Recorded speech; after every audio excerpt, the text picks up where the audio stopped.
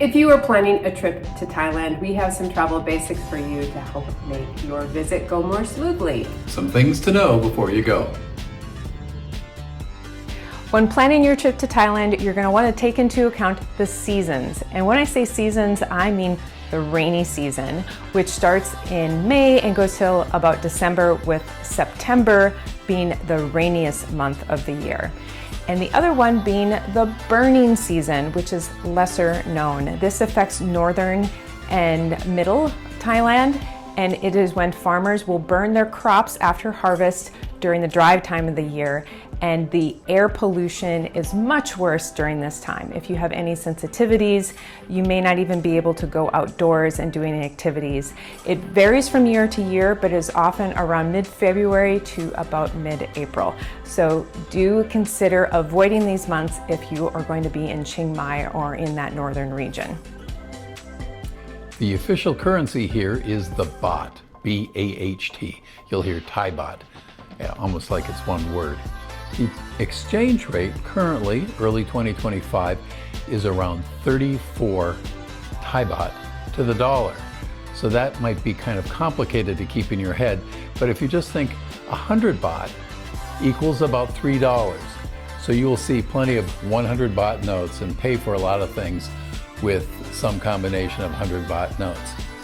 If you order cash and you only get 1,000 baht notes, so now we're at like $30, that's kind of expensive for people to break because you're mostly spending this money with smaller vendors that they might not have change for this. So when you order cash, make sure that you get smaller bills. There are plenty of different currency sizes.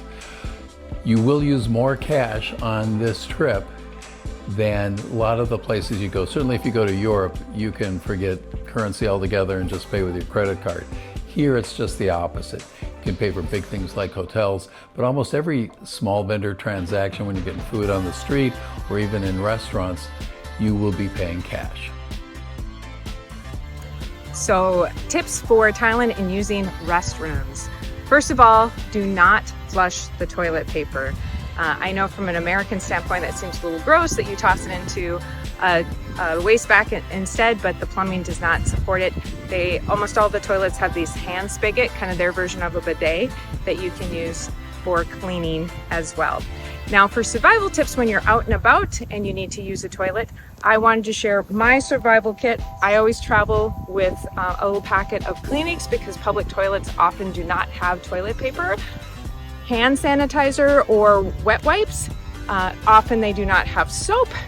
And then also I make sure I have a 5 baht coin because often public toilets are pay toilets as well. So there you go.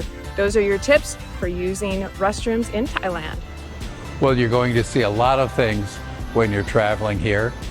You'll want comfortable shoes, but when not just walking, there are plenty of transportation options. You can hail a cab like anywhere. They also have tuk-tuks, and they also have what are called little red pickup trucks. Those are more of a group transportation kind of taxi situation. With both the little red pickup truck and the tuk-tuks, you'll need to negotiate, be very specific where you want to go, how much it's going to cost, and you're the one responsible for having cash in the right amount. They're not great for making change.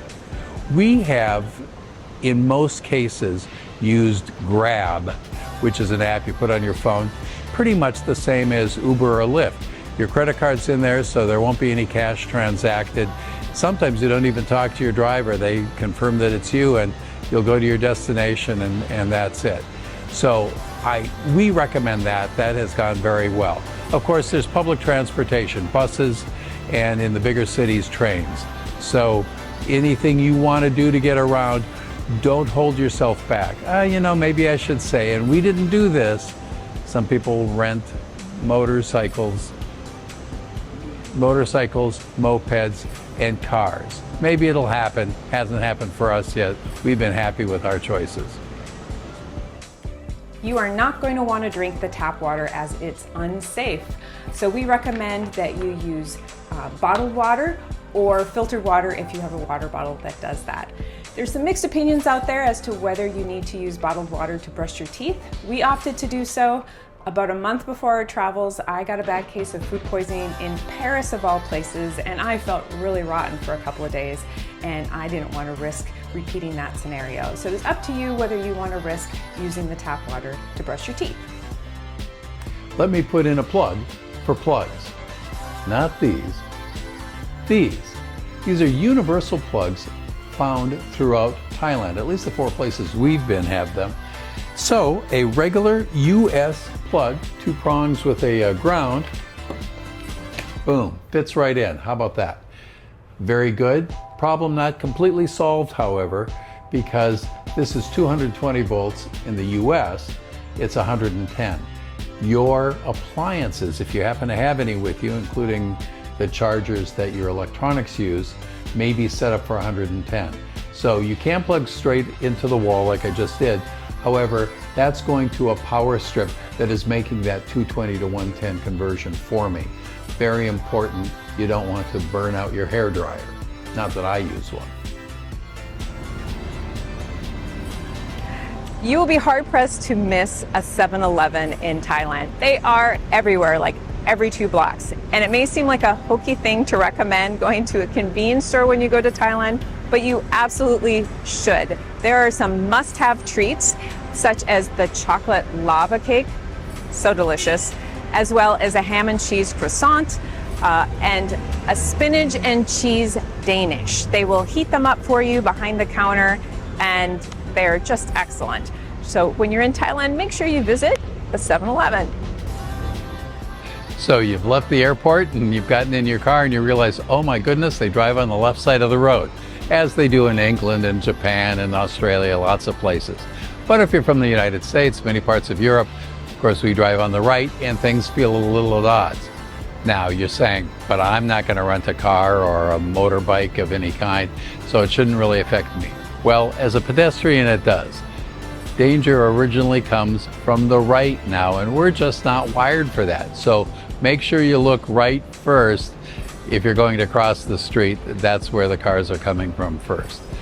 The other thing is when you cross the street, stick to the crosswalks, abide by the rules that you imagine are in place. They are, but that doesn't get you out of the woods quite yet either. Until you get completely used to it, get to a crosswalk, and if there's a local there, stay about a half step behind, but do what they do. They have a better grasp of the way the traffic's moving, and that should help too. As far as language barrier is concerned, we can say you shouldn't have to worry about not knowing Thai. English is pretty predominantly spoken throughout Thailand. We are currently in the Phuket airport. Almost all the storefronts are in English, and even throughout Thailand, many signs are in both Thai and English. Working with people in the service industry, almost all the workers know some basic English and can, process transactions and so forth. They may not know enough English to have more of an in-depth conversation or to ask some additional questions, but really hasn't been an issue for us at all. So don't let that be a deterrent on coming to Thailand. If you are planning a trip to Thailand, we have some travel basics for you to help make your trip go more smoothly. Some things to know before you go.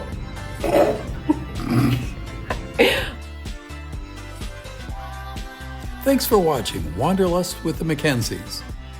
Tell your friends. And happy travels.